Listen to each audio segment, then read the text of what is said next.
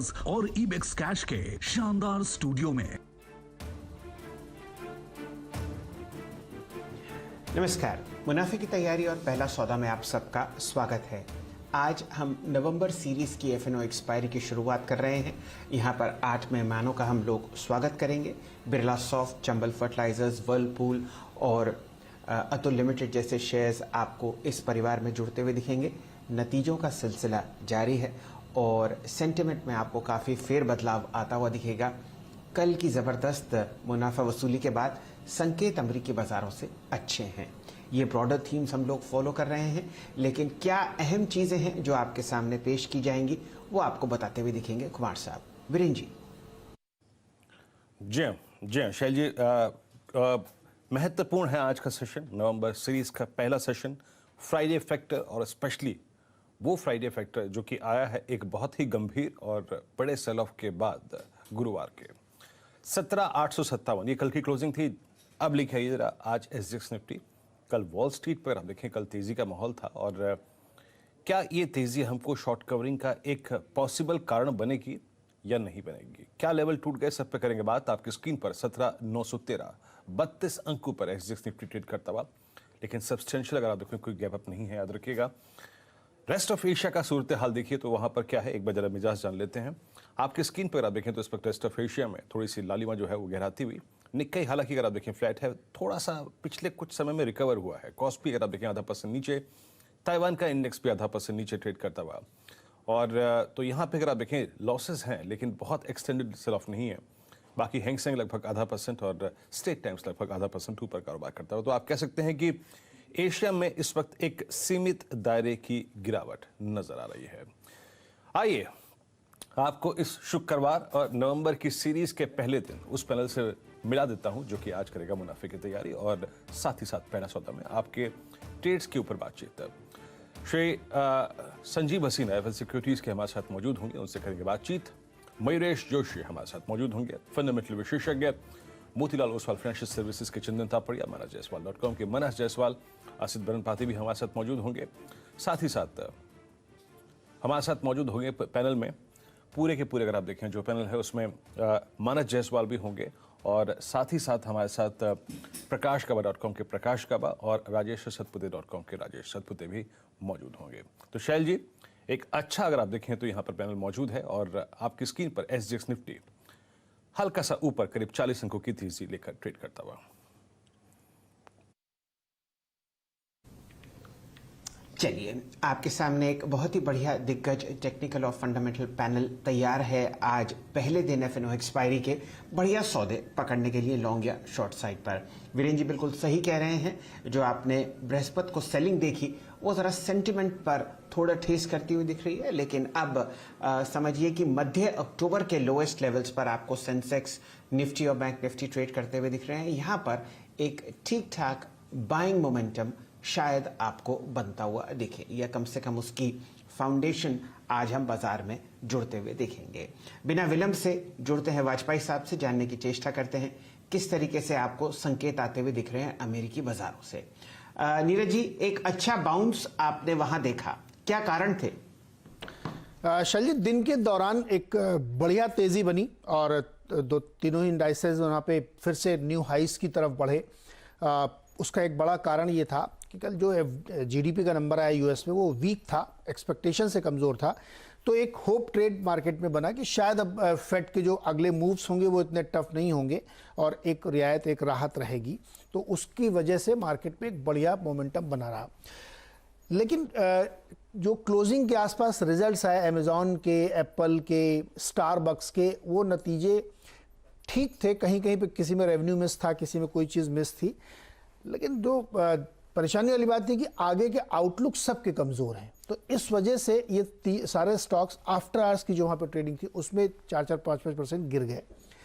तो जब market close हो रहा तो हाईस पे जाके ट्रेड हो रहा है और उसके बाद जब कंपनी के रिजल्ट आ रहे हैं तो आउटलुक अच्छी है, तो उनके स्टॉक कमज़ोर है। इसलिए आपको यूएस के फ्यूचर्स वीक दिख रहे हैं और वही एक दिक्कत का कारण बन रहा है। जबकि सपोर्ट में खड़ा है कि क्रूड अभी भी $84 पे है, नीचे ही है, बहुत ऊपर नहीं गया। तो ये जो एक सेंटिमेंट वहाँ पे बिल्ट हुआ है कि एक तरफ इकोनॉमी थोड़ी सी स्लोइंग हुई है और दूसरी तरफ आउटलुक कमज़ोर है। तो क्या फेड ये मूव लेगा कि इकोनॉमी को भी और सपोर्ट की ज़रूरत है, ये क्वेश्चन है, क्योंकि आने वाली पॉलिसी नवंबर की शुरुआत में ही है, तो उस पर नज़र रहेगी। लेकिन संकेत जो है उसी का रिप्लिकेशन आप एशिया में देख रहे हैं कि एशिया में भी बहुत स्ट्रांग मोमेंटम बनता हुआ नहीं दिख रहा है, क्योंकि अगली वीक जो क्वार्टर्स हैं उनके लिए आउटलुक थोड़े से कमज़ोर देखने को मिल रहा है। देखते हैं भारत इसको कैसे लेता है, क्योंकि हमारे यहाँ भी कंपनियों के रिजल्ट्स बहुत अच्छे आ रहे हैं, लेकिन आगे के आउटलुक यहाँ पे भी मार्जिन फ्रंट पे वीक है।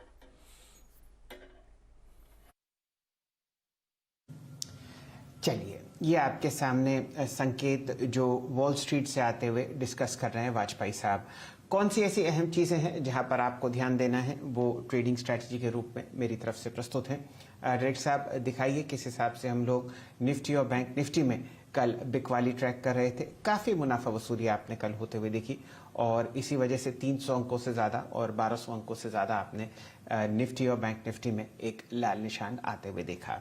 अब जो आपने 4 या 5 गैप्स देखे थे अक्टूबर के महीने में जब बाजार बहुत तेजी से बढ़ रहा था, वो सब भर गए हैं। ये एक पॉजिटिव डेवलपमेंट है और आप यहां से कम कुछ बाइंग मूव्स आते हुए देख सकते हैं। सीमेंट पैक कल चहक रहा था, एफएमसीजी के कुछ काउंटर्स में आपको हल्का सा मूव आता हुआ दिखा।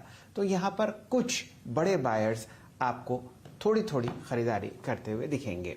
क्या क्या और ऐसी चीजें हैं जहां पर हम लोगों का ध्यान और रुझान है? ज्यादातर एक्शन आपको आज हमेशा की तरह एफएमसीजी माफ कीजिए एफएनओ स्पेस में दिखेगा। हम लोग 8 नए मेहमानों का स्वागत कर रहे हैं।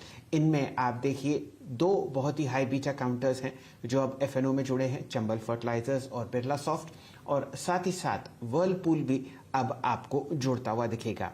उसके अलावा हम लोग आईआरसीटीसी पर काफ़ी गहरी नज़र और बारीक नज़र रखेंगे।